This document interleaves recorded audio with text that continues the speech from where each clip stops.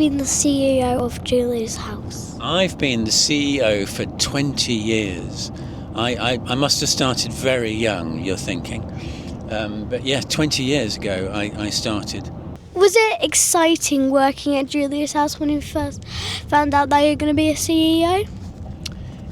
I was quite nervous because it's a big job, but there were already a couple of nurses there who had set up the care service, and my first job was to get the building built. So we were looking after children in their own homes, and I had to get the hospice building built.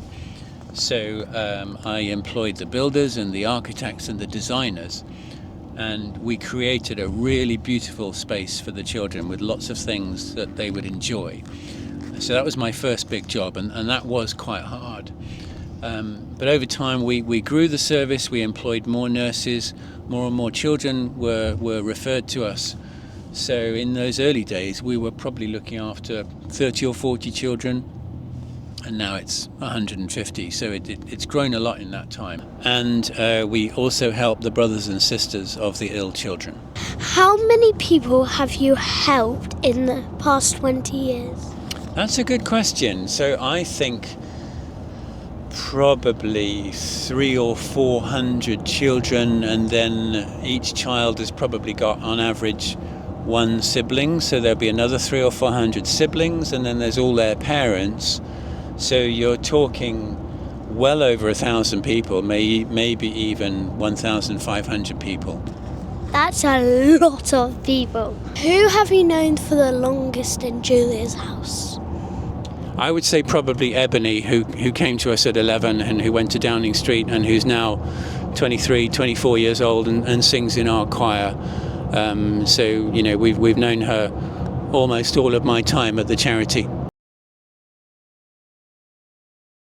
How do you know if they know each other or not? If the children know each other. Mostly they wouldn't know each other before they come, but they make friends with each other when they're there. So if a child is coming in for a play session, we will make sure they're in a group with children of a similar age and a similar level of sensory ability, so that they have lots in common. And I know two little girls, they're both teenagers now. They've become really close friends.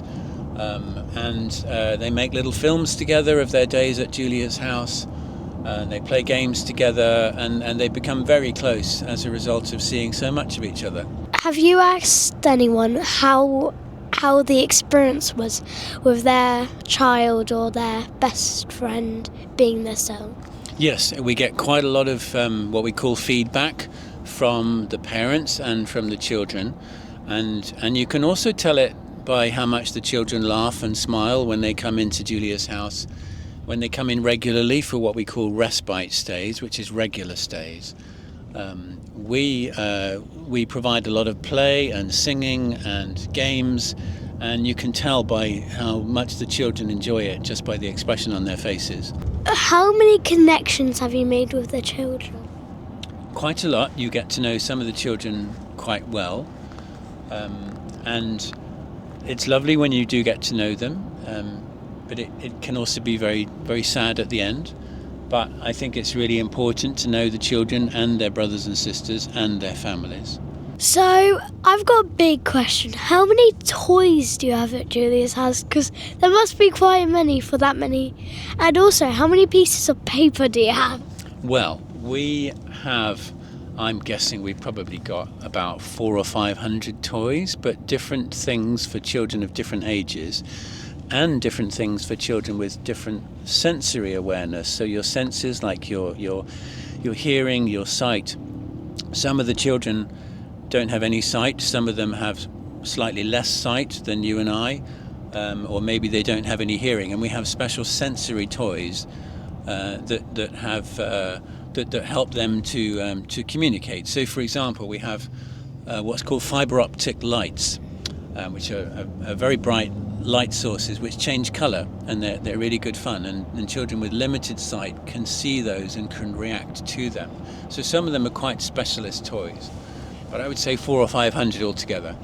Pieces of paper. Now that's a good question, because mostly it's computers these days. I actually preferred it when it was pieces of paper, because I'm not great with computers, but it's nearly all on computers now, so there aren't enough pieces of paper for me. But we do have paper to draw on and colouring books. Do you have any laptops for them to use, or phones or iPads?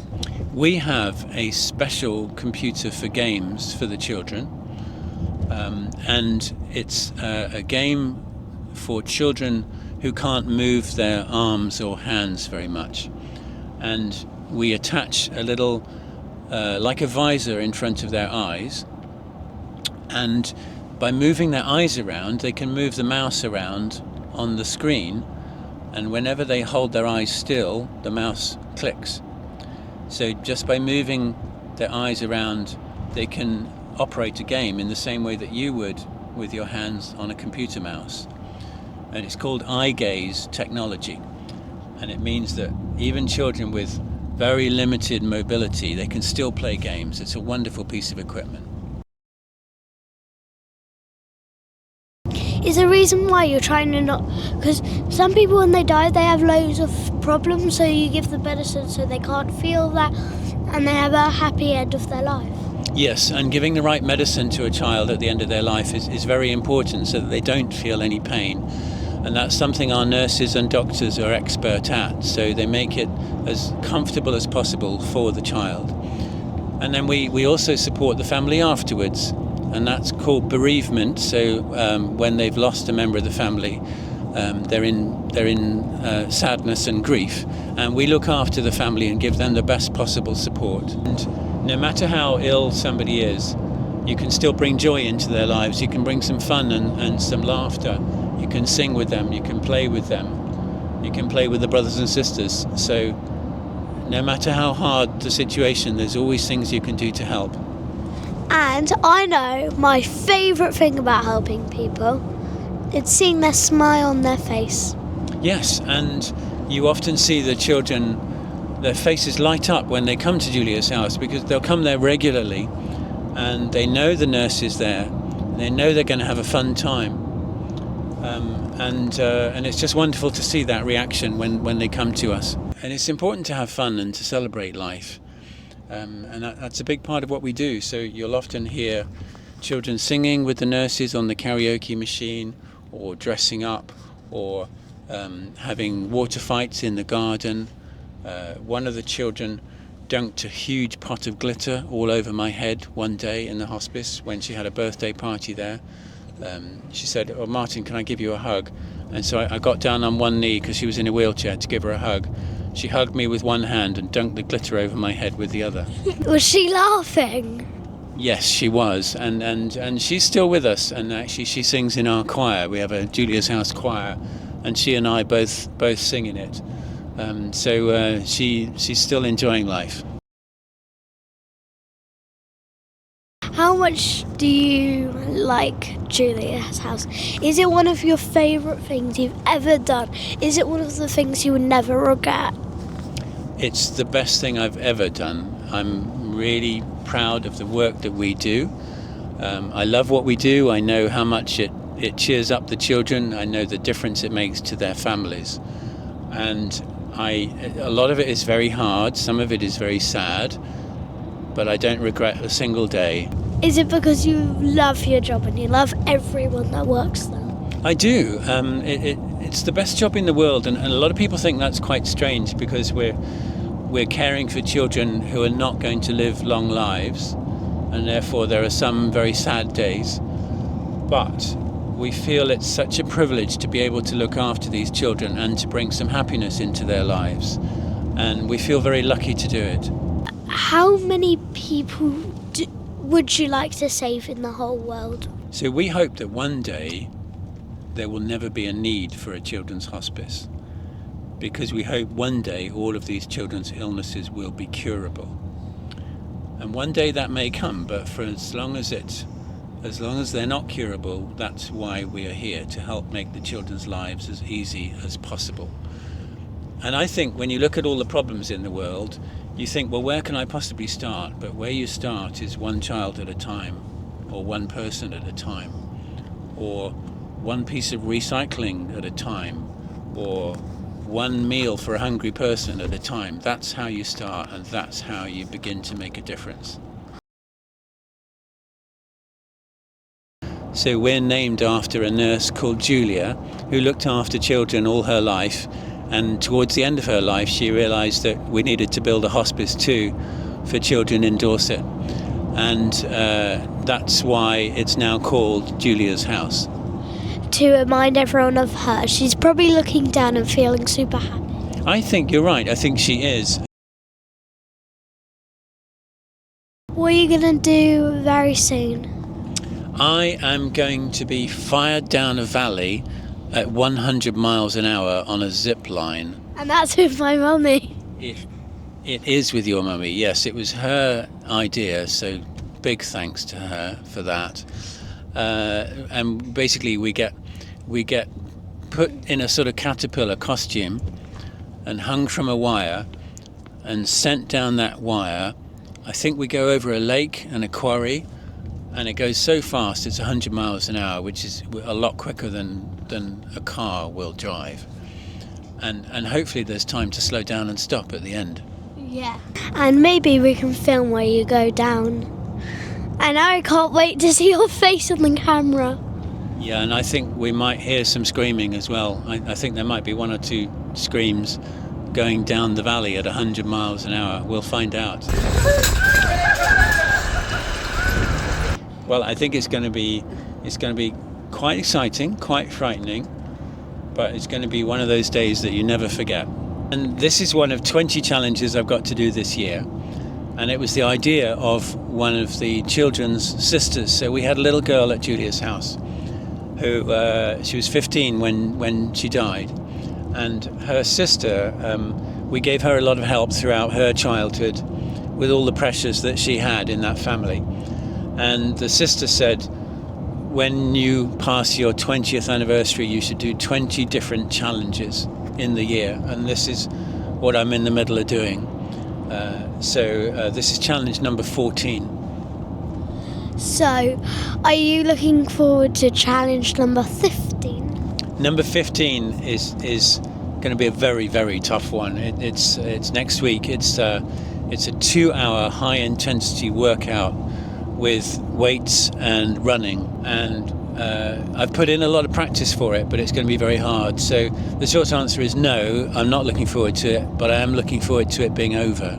What was your favourite one of the 14 things you've already done? My favourite challenge has been pulling a tractor with England's strongest man, and we did this at Farmer Palmer's, the farm park. Have you ever been there? Yes. Yeah, so we went to Farmer Palmer's, and we found out that a man who won the title of England's strongest man in a contest lives in Weymouth, and he's called Kane, and he has a nickname, the Hurricane, so he's known as Kane the Hurricane.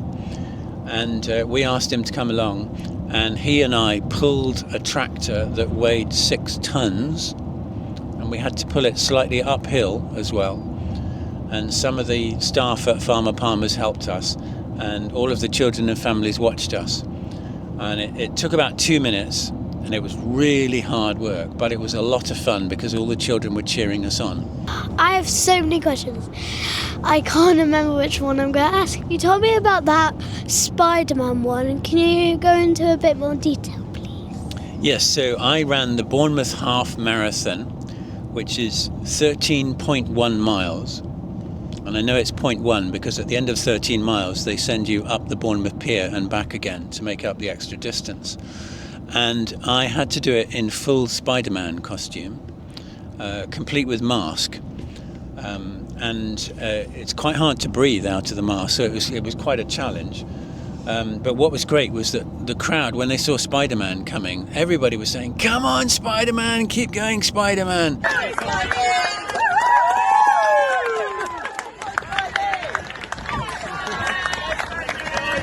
And you just get such a lift from people cheering you on. So I found that quite fun, actually. Well, one of my challenges, I've got to do 20 early morning sea dips in December when the water's really cold. The idea is that you have to stay in the water for 1 minute for every 1 degree of temperature.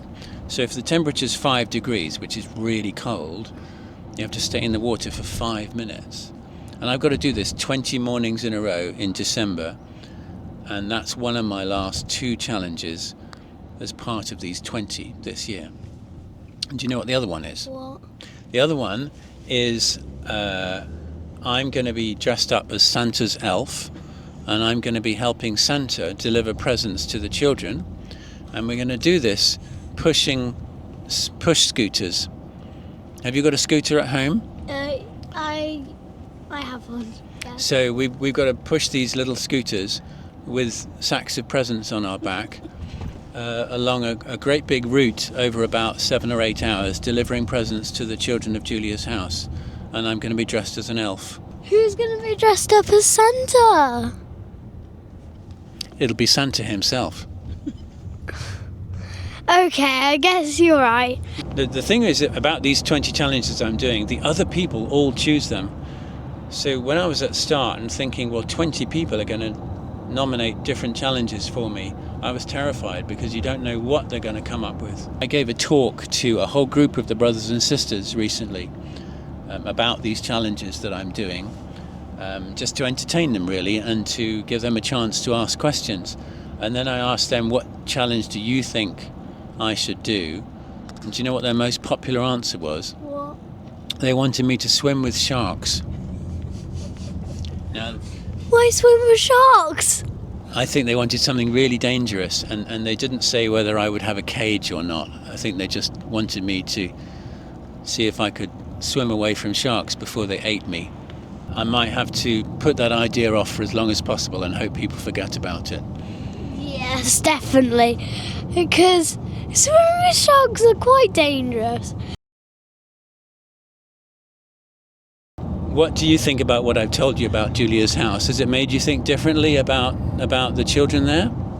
It's made me think that some children are in a bad state and we should be happy for ourselves that we are not that ill and we're not going to pass away soon. Yes, I think that's very true. We have to be thankful for the health we have and thankful that everybody in our family has got good health as well. And it makes you think about what's really important in life, doesn't it? Yeah. So I hope you liked my interview with Edwin Martin. It's so hard. My surname is like a first name, isn't it? Yes. Yeah. Thank you. Bye-bye.